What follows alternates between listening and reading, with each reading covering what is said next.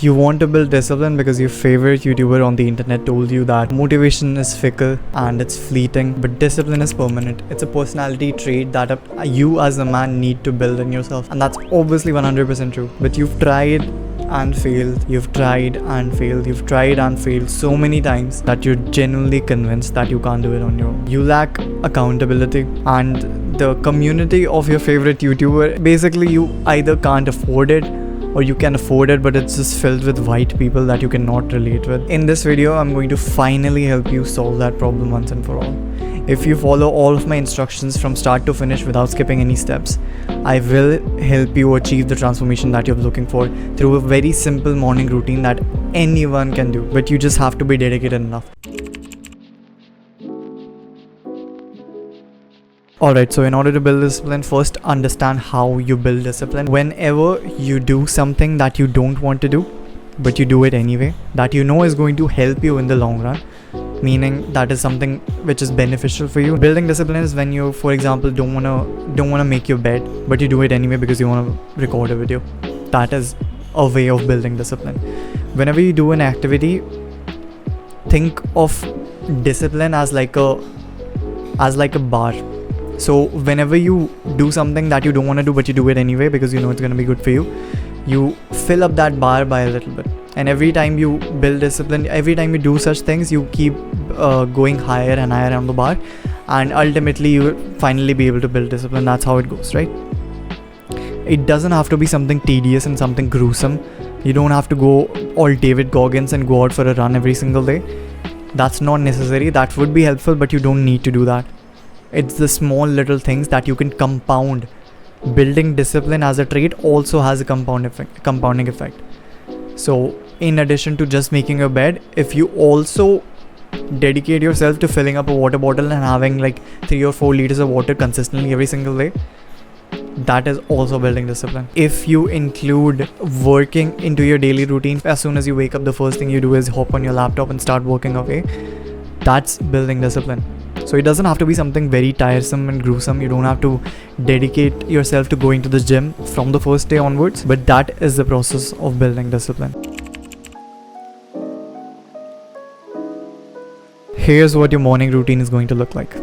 The first thing that I have to tell you is, did you think this morning routine was going to involve waking up early? If you thought that for any reason, if that is an assumption that you made, just quickly ask yourself, why did you make that assumption? Like, what is inherently good with waking up early specifically for you, not in general? There are a lot of things that are good for you that you don't do, right? What did you think is inherently good with waking up early?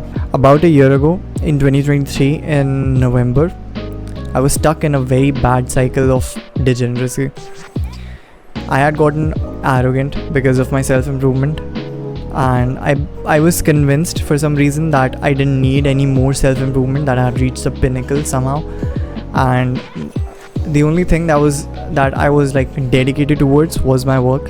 So and going to the gym, of course, but that, let's not count that for now. It's the morning routine, right? So I would wake up whenever the fuck I would wake up, and I would get to my work first thing in the morning, and I would get it done. I was so good at getting it done consistently and with discipline that I didn't feel the need to wake up early. Every single time when my alarm would ring at 4 a.m, I would wake up and I would turn the alarm off, not even snooze it, turn it off and go back to sleep, because I didn't have anything to do. The only self-improvement habit that I was at that time doing was working, and I knew that I can get that little 2-3 hours of work done later on in the day. Even if I wake up at 8 a.m, I knew that I would still be able to do it, so I didn't feel the need to wake up that early. I didn't have anything to do because I wasn't meditating, I wasn't writing affirmations, I wasn't visualizing, I wasn't reading. There was nothing that I was doing back then, so I didn't have anything to do.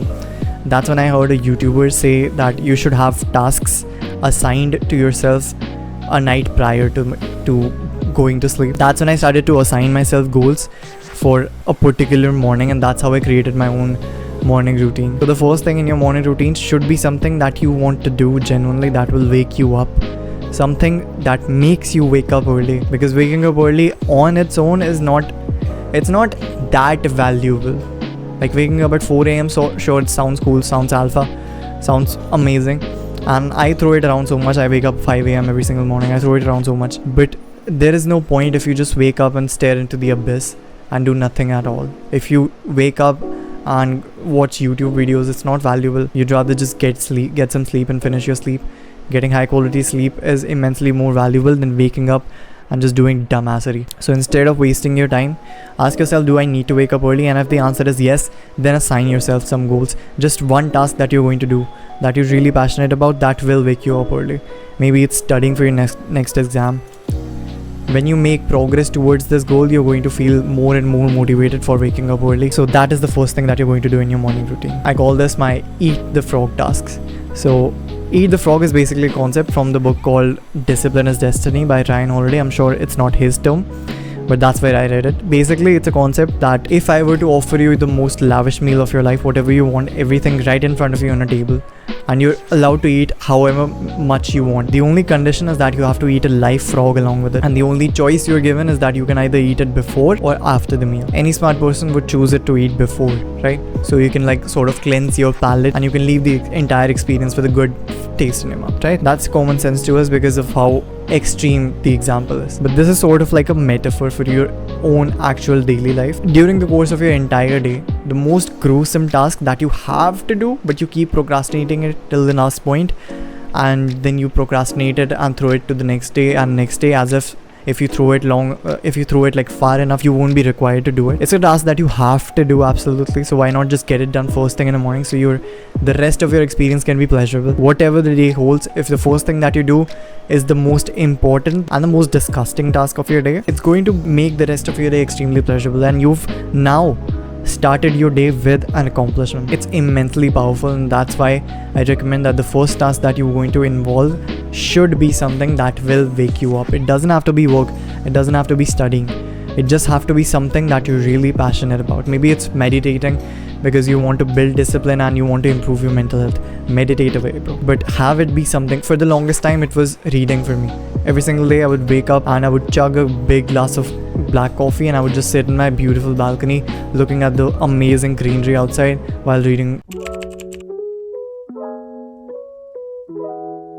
Another thing that you should keep in mind is that while I was building this morning routine, so obviously I was not waking up early, and then I decided I'm going to wake up early and I'm going to do a series of things. I discovered that coffee is immensely helpful, and specifically black coffee is, because if I've had normal coffee and I've had black coffee, and I tell you why black coffee is so much more superior to it. Because when you're having normal coffee, it has sugar in it, it has milk in it, so you're not really fasted in the morning, and your brain is at its higher cognitive capacity when it's fasted in the morning. Because think of this like in primal times. This is not scientific, by the way. There is no scientific information. I'm speaking out of experience and I'm speaking out of the logic that I can think of, right? So think of in prehistoric times, your ancestors would go out hunting and they would hunt like a mammoth or something, right? Like just imagine, like, for me, please. Do you think he goes out with like a bunch of cereal? Do you think he eats like a bunch of chocolate before going out? Do you think he has an energy fucking drink? No, he goes empty fucking stomach, because that's when he can strategize the best. That's when he can cognitively use his brain the best. We're biologically the same species, bro. We haven't evolved a lot after that, biologically at least. So when I say you're gonna be the most cognitively sound when you're fasted, I mean it. And I say this with experience because right now I feel a little bit of brain fog. That's because I'm on a cut, so I feel more hungry than usual. If you don't know, I've started a 90-day cut. You can check out, there's a couple of videos on my channel about that. So I've started eating my breakfast a lot sooner than I used to, and I'm going to be honest, I don't feel like the proudest about it, but it's better. It's way better than cheating, in my opinion. So I would, instead of eating just random bullshit, I can just eat my normal breakfast that is high in protein, low in calorie. But still, I feel brain fog while recording this video. I may sound normal, I may sound just as good as I do, but it's just hard to concentrate, it's hard to focus. I've had to record this video a couple of times, bro. I am speaking purely out of experience, bro. Don't eat try this for a week. It's harmless, completely harmless. Don't eat anything before you do all of your like chores for the day. So you're studying, your work, whatever you do, before you work out in the morning, if you do, before you meditate, before you read, every single thing, do it before eating. And then after a week, for an entire week, do it after eating your first meal of the day, and you're going to see exactly what I mean, bro. Even if it is not scientifically supported, it does happen and it does work.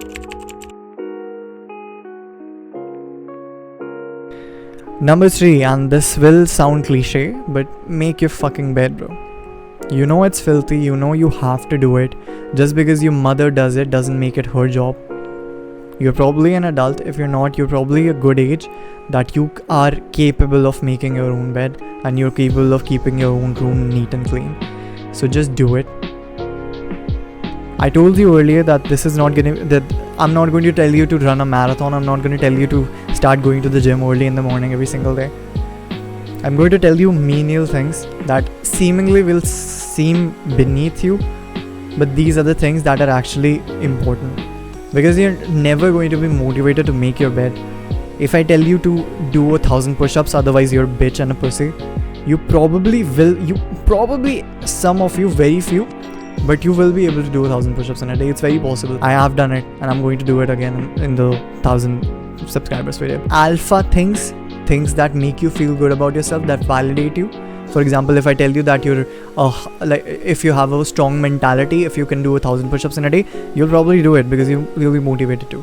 If I tell you build discipline, make your bed, because that's going to build discipline, that's not going to be motivating enough for you. But if you do it still, you're going to build discipline.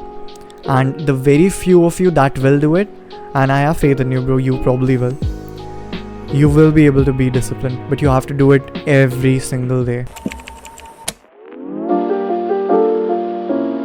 The last and final thing is read. I've written yes, it's not eat the frog for once, but I included eat the frog anyway into this document. Alright, so reading is good for two reasons. Number one is because if you already don't read, you probably already don't read. And if you do, you read like fantasy novels like Percy Jackson or Maze Runner or some bullshit.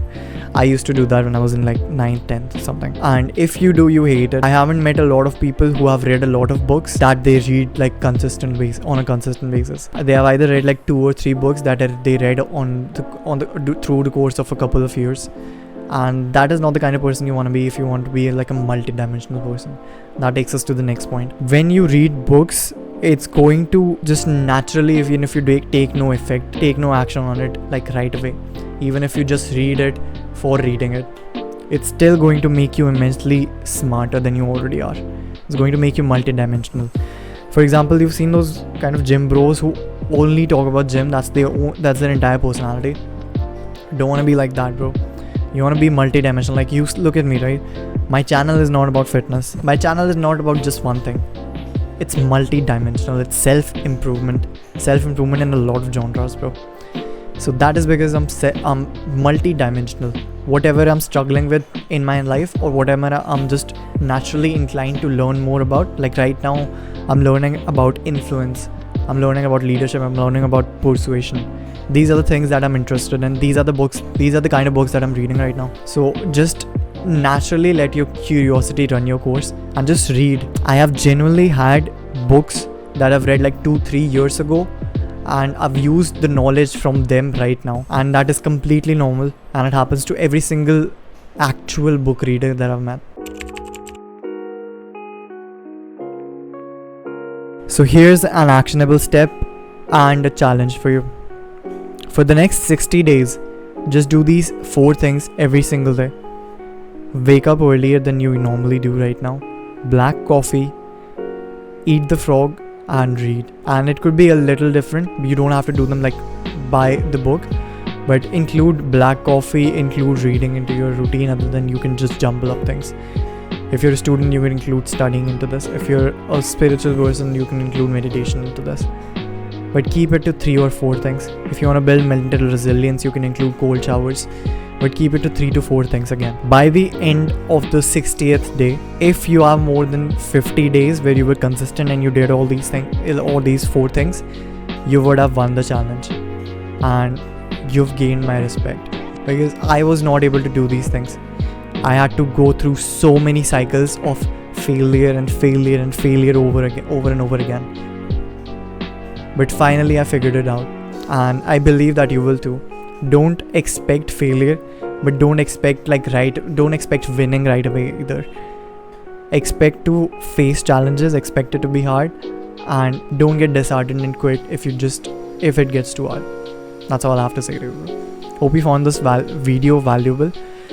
Your reward or my gift to you for this video is going to be the habits that you're going to build if you take the actionable steps, and the discipline that you're going to build along with that. I hope you found this video valuable. If you did, the first link in the description is an ebook that I've written. It took me a couple of months to write that. I wrote it as a guide for my younger brother in order to turn him from a boy into a high value man, because he's transitioning from his teenage years into adulthood. I believe it's everything that I know in order to turn a boy into a high value man. If you're interested, it's the first link in the description. I think it's immensely valuable. I've gotten great reviews from it, and I think it's going to be valuable for you. I'm building a community of high value men or men who want to become high value. If you think you're one of them, subscribe to my channel right now so my videos can find you more easily, and I can help you in your own self-improvement by videos just like this every Monday and Thursday. I'll see you in the next video. Bye.